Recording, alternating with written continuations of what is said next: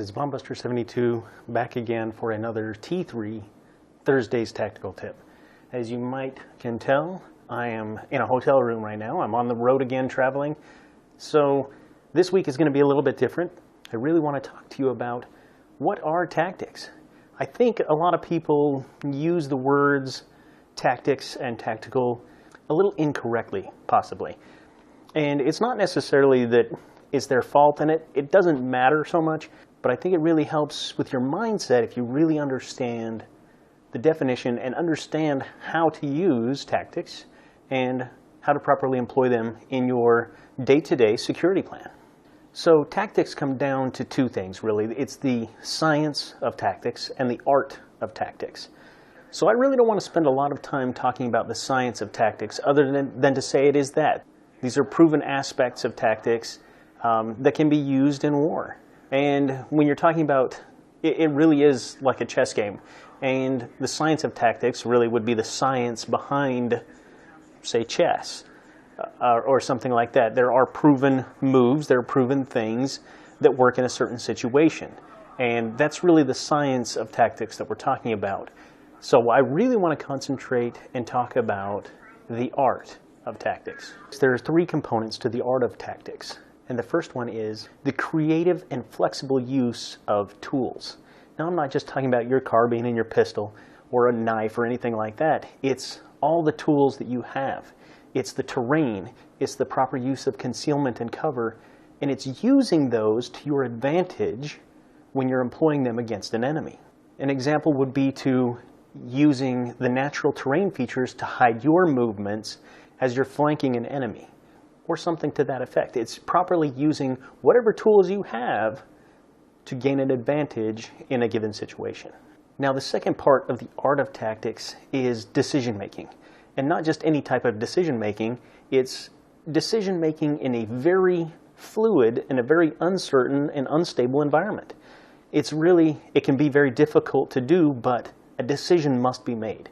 You have to decide to take action, and then you actually have to do that.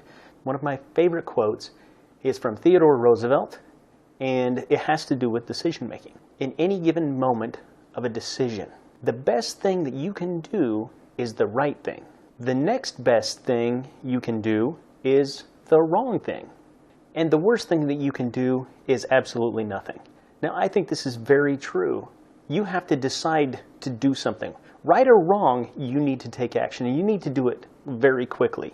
If you allow yourself to get hung up on the decision-making process and coming out with what is the perfect way to do things, you're going to be at a very big disadvantage, especially when confronting the enemy face to face. You need to make a decision. You need to do it now. And you can adjust that decision as you go to kind of keep it and guide it where you need it to go. But you cannot allow yourself to be frozen by fear. And that actually takes us to the third component of the art of tactics, and that is the human element, the human aspect of things.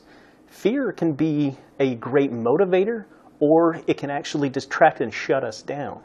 And the human aspect of tactics is using this to your advantage, making sure that you are using the enemy's fear against him and using your fear to your advantage.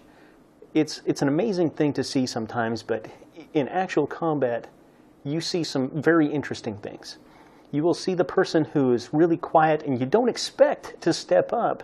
Sometimes they surprise you and they do some very heroic things. And the opposite side of that, sometimes you will see a person who is a lot of bravado, a lot of chest pounding, and a very hua person, I guess you would say. They are very gung-ho, they're really ready to go, and then when faced with that situation, sometimes they shut down. And I think a lot of that, the bravado comes from their fear, and they're trying to compensate for that. They're trying to basically talk themselves into it. But one thing about combat is it enhances your true personality. If you are afraid, and that is your personality, if you are uncertain of yourself, if you have those insecurities, it's going to be enhanced. And that's the way combat is. That's what it does to a human being. And the human aspect, as far as the art of tactics, is using those things to your advantage. And this can be done strategically in that if you're training up properly and you have that experience, even if you've been untried in combat, you're at a better advantage than going in completely cold. And not having any training up until that point, you're at a severe disadvantage. Where if you've trained up to that point, at least you have that to fall back on and to help you overcome that fear. You can then rely on training that you received and the stresses that you're put under in training to your advantage. So I know that this was more of a philosophical discussion that we had today as far as a T3, but I hope you enjoyed this video, and if you did, be sure to subscribe. All you need to do is click on the bullet that's right down in the corner there. And if you have any questions or comments, leave them down below.